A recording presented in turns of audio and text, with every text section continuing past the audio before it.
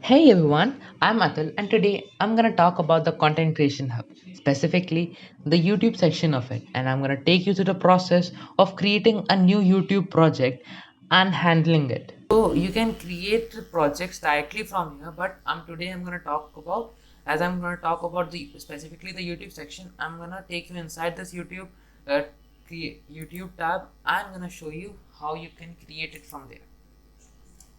So over here I created already a project. I'm gonna create another project still, and I'm gonna name it. This is a YouTube video project. So, yeah. Now, without moving, filling up everything, I'm just gonna open it and then fill it inside. The status would be in process. Assign. I'm just putting anything inside this. Uh, this could be changed according to you. Nothing would change.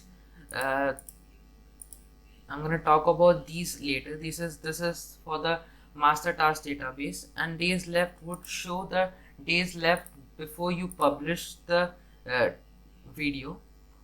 And over here we completed everything, and this is the template inside this essentially this inside this project database of creating a new YouTube video idea. And over here you can see this is the YouTube meta section, a task list, so you can assign it inside this master task database.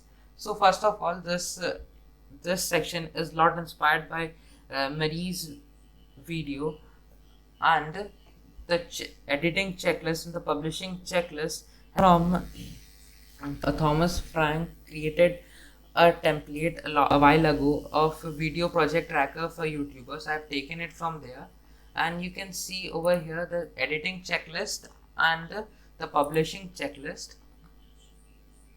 Okay, so moving forward towards the task list, we can assign each task list anywhere in this calendar.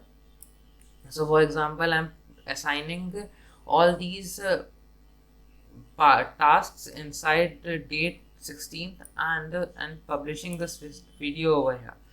So after that you can see all the tasks, everything is already filled inside this.